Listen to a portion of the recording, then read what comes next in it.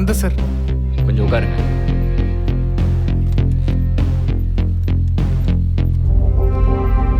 Hello sir, உங்களை பார்க்க ஒருத்தர் வந்திருக்காரு சார்.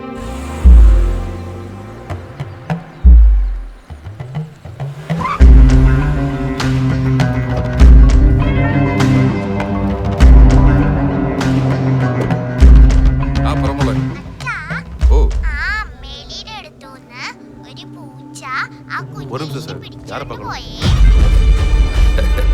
എന്നിട്ട് അമ്മയിലെ എന്ത് ചെയ്തു?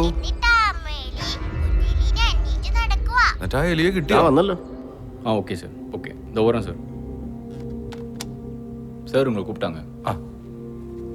ஃபைல் எவ்வளோ நேரம் பார்ப்பீங்க சார்? எனக்கு ஒரு வழி சொல்லுங்க, நான் போகணும். சார் வரேன்.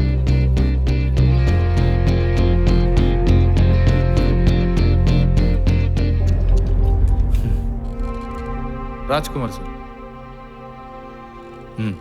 Thank you. എടോ സേതു, എന്തായടോ തന്റെ പ്ലാനൊക്കെ?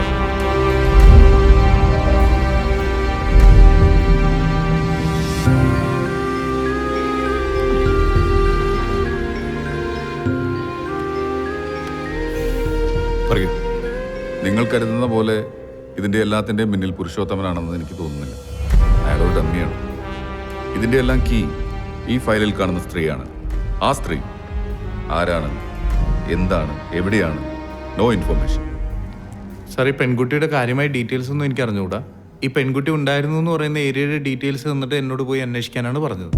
പുരുഷോത്തമൻ സാർ തന്ന ഇൻഫർമേഷൻ അനുസരിച്ച് ഈ പെൺകുട്ടി താമസിച്ചിരുന്നു എന്ന് പറയുന്ന സ്ട്രീറ്റിൽ ഞാൻ പോയിരുന്നു. അപ്പോൾ ആ സ്ഥലത്തുള്ളവർ പറഞ്ഞ് ഇങ്ങനെ ഒരു പെൺകുട്ടി അവിടെ കണ്ടിട്ടേ ഇല്ലെന്നാണ്. ആ സ്ത്രീയാണ് നമ്മുടെ ടാർഗറ്റ്.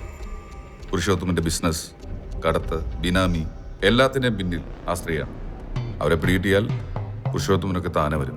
എനിക്ക് തോന്നുന്നു ഇതിൻ്റെ പിന്നിൽ എന്തൊക്കെയോ കളികൾ നടക്കുന്നുണ്ടെന്നാണ് സാർ. പുരുഷോത്തമൻ സാർ സീക്രട്ടായിട്ട് അന്വേഷിക്കണം എന്ന് പറഞ്ഞ കാരണം കൊണ്ട് എനിക്കൊരു പരിധി കൂടുതൽ കാര്യങ്ങൾ കളക്ട് ചെയ്യാൻ പറ്റിയില്ല. ഈ പെൺകുട്ടി ഉണ്ടായിരുന്നു എന്ന് പറയപ്പെടുന്ന വീട്ടിൽ ഞാൻ പോയി അന്വേഷിച്ചായിരുന്നു. പക്ഷേ ആ വീട്ടുകാരൊട്ടും കോപ്പറേറ്റീവ് അല്ല. പിന്നെ എനിക്ക് കുറച്ച് കണ്ടീഷൻസ് ഉണ്ട്. ഈ വിഷയം ലീക്കാവാതെ നിങ്ങൾ നോക്കണം, മീഡിയ പ്രത്യേകിച്ച്. ഒരു പേഴ്സണൽ കൺസേൺ കാരണം എനിക്ക് ഈ കേസ് വളരെ ഇമ്പോർട്ടൻ്റ് ആണ്. അതുകൊണ്ട് ഇത് ക്ലിയർ ചെയ്യുന്നതുവരെ മറ്റെല്ലാ കേസും തൽക്കാലം മാറ്റിവെച്ചേക്കണം. ഓക്കെ? Okay Yes, sir. ഈ അസൈൻമെന്റ് തീരും വരെ ആരെങ്കിലും എൻ്റെ കുറുകെ വന്നാൽ അവനെ ഞാൻ പൂട്ടും.